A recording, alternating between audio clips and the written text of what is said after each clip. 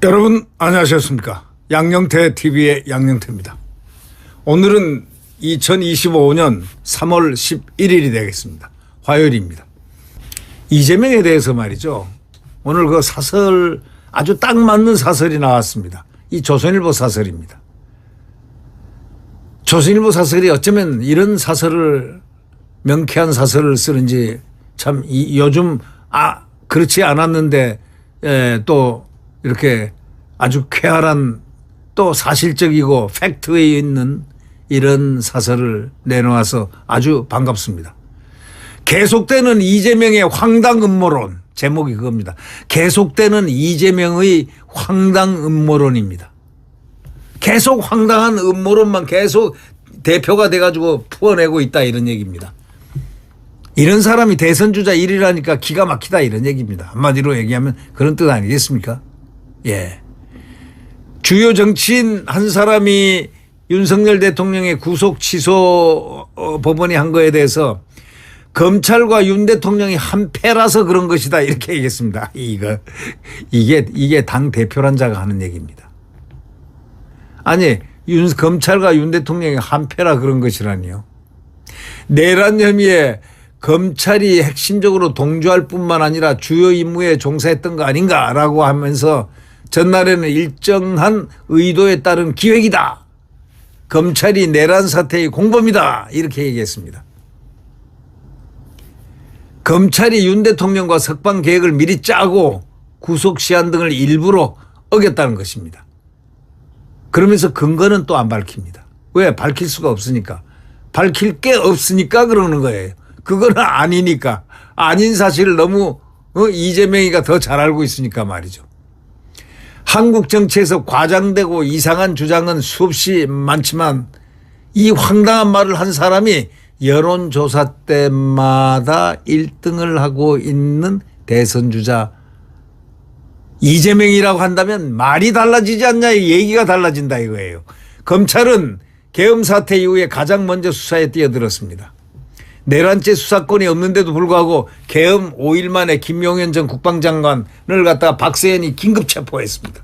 대통령을 내란 우두머리 수개로 모른 자도 바로 내란을 명명하면서 이건 내란이다 하고 처음 딱 때린 자는 한동훈입니다. 한동훈의 절친 박세현은 바로 수사에 들어갔습니다. 긴급 수사를 해서 김용현 전 국방장관을 체포했습니다. 수사 주도권을 경찰과 공수처에 빼앗길까 봐 앞뒤를 가리지 않는 것처럼 보였습니다. 이후에 계엄 연루 장성들도 줄줄이 구속 다 했습니다. 520명이나 수사했습니다. 놀라운 숫자 아닙니까? 이 박세현이란 사람 이 특수본 한번 조사를 해야 됩니다. 지금 조금 지나면 특수본에 대해서 조사하자 이렇게 나올 가능성이 매우 높습니다. 그만큼 특수본은 악명이 더 높았습니다. 왜? 무자비할 정도였습니다. 군인들에게 무자비했습니다. 520명이나 그냥 때려잡아가지고 국방장관 이하 장성들을 완전히 하나의 참 수사 대상으로 정말 죄 없는 군인들, 명령에 복종한 사람들을 휘날리 쳤습니다. 그냥. 수사 주도권을 경찰과 공수처에 빼앗길까 봐 앞뒤를 가리지 않는 것처럼 그렇게 보였다고 이 사설자는 지적합니다. 이후에 계엄 연루 장성들도 줄줄이 구속했습니다.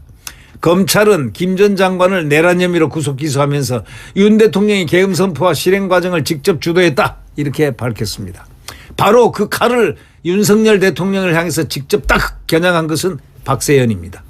근데 어떻게 그렇게 신속하게 검찰이 나서죠? 지금 그게 의문입니다. 국민들은요. 어떻게 해서 검찰, 특수본, 그다음에 국수본, 경찰, 공수처 3자가 경쟁하듯이 동시에 일어났을까? 언제부터 준비를 했을까? 놀라운 이야기입니다. 특히 검찰의 특수본 이건 말이죠. 말도 못합니다. 그런데 조선일보에서 처음 딱 보도를 했는데 보도한 그 내용 딱 보면 이 특수본 단장은 바로 박세현 서울고등검찰청 검사장이다 해놓고 그는 현대고등학교를 졸업했다. 딱 그 한마디 있습니다. 그 현대고 유명해졌죠. 바로 한동훈 때문에 유명해진 겁니다. 암시를 딱 받았습니다.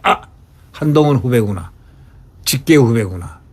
그러다가 이제 그들의 관계가 나중에 언론에 떴죠. 네. 이후에 계엄 연루 장성도 막 그냥 구속되고 또 김 전 장관 김용현 장관을 아예 그냥 내란 혐의로 구속 기소하면서 윤 대통령이 계엄 선포와 실행 과정을 직접 주도했다 하면서 내란 수계로 몰았습니다. 검찰의 윤 대통령 공소장에는 내란 우두머리라고 명시되어 있습니다. 이 공소장대로라면 윤 대통령은 무기징역 등의 중형을 받을 수 있습니다. 그런데 웃기는 얘기가요. 미안하지만 이 법하는 박세현 씨 이하 이 국수본에는 국수본이 아니고 특수본이죠. 뭐 특수본, 국수본 뭐가 많아서 참 모르겠습니다. 이거. 이 검찰의 특수본 똑똑히 알아야 될 게 하나 있습니다. 이게 내란이 아니고 계엄령은 대통령의 고유 권한입니다. 법을 좀 안다면 그것부터 아까 그 일본 어떤 네티즌이 얘기했다는 거 아닙니까? 다소 부적절했을 수는 있어도 비상계엄령은 대통령의 고유 권한이다. 첫째. 두 번째. 실탄도 안 갖고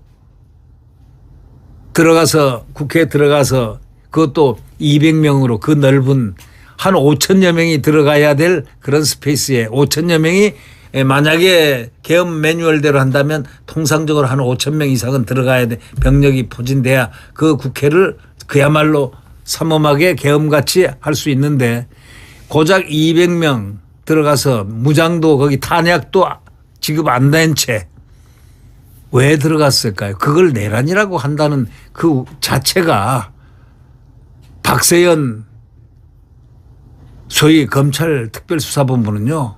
반성해야 됩니다.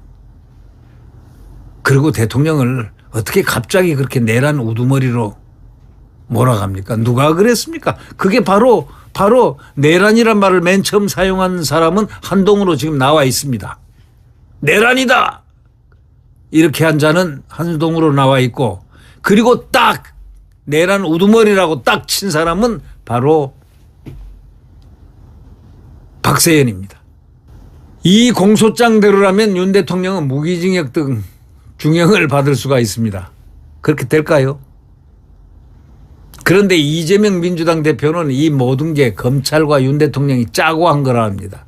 아니 검찰이 윤 대통령을 잡으려고 했는데 검찰과 윤 대통령이 짜고 한 것이라 하니 이 이재명의 말은 이재명은 아주 그때 그 순간순간 모면을 하기 위해서 거기에 맞는 것을 탁탁 붙여나가면서 치고 나가는 소위 순발력 및 거짓말 및 왜곡은 아마 타의 추종을 불허할 겁니다. 짜고 하다니요. 검찰이 윤 대통령을 구속 기소하자 한 민주당 의원은 이렇게 얘기했습니다. 기분 좋아 밤잠을 설쳤다. 그렇게까지 말한 사람 있잖아요. 그런데 지금은 짜고 했다는 겁니다. 이재명이가 짜고 했다는 겁니다. 윤 대통령을 풀어준 것이 법원인데도 검찰만 비난하고 있습니다. 왜냐하면 법원이 미워 죽겠는데 법원을 비판했다는 막 그냥 그대로 뭔가 날라올 것 같은 아마 강박관념을 느꼈던 모양입니다. 26일 날 이재명이 앞에는 선거법 위반 항소심 선고가 있습니다. 그 며칠 안 남았습니다. 네. 이제 나와봐야 26일이니까 오늘이 10일이니까 15일 남았습니다. 그래서 법원의 심기를 안 건드리려고 지금 참다 보다 성질은 나지. 그러니까 폭발하는 게 검찰하고 대통령이 짜고 지금 하고 있다. 이런 대도 안 하는 거짓말을 하고 있습니다. 이게 바로 이재명의 속성이 그대로 드러나는 셈법입니다. 최근에 이재명이는 2년 전 국회에서 자신의 체포 동의안이 가결된 데 대해서도 뭐라고 한 줄 아십니까? 잘 아시죠? 민주당 내 일부가 검찰과 짜고 한 짓이라고 했습니다. 이제 민주당 비명계를 겨냥했습니다. 이렇게 지독한 사람이 바로 이재명입니다. 비이재명계를 향해서는 폭력적 집단과 암거래하는 집단이다. 이렇게 엄청난 욕을 했습니다. 폭력적 집단과 암거래하는 집단이다. 이렇게. 자기네 민주당 비명계를 향해서 이렇게 했다는 겁니다. 그러니까 이 사람은 겉으로 친해도요. 그 사람 믿는 순간 당하는 겁니다. 비명계도 개인적으로 다 만났잖아요. 임종석이도 만나고 누구도 만나고 또 박용진인가? 나이도 젊은 사람이 그 앞에 하니까 살살이처럼 하는 거 보니까 그러니까 이재명이 그걸 안다는 거야. 너가 아무리 나한테 까불고 내가 너한테 가해를 했지만 너는 지금 한 게 내 앞에서는 절절 기지 않냐. 그러니 내가 너를 가만 혼내는 것도 무리는 아니다. 이렇게 생각하는 겁니다.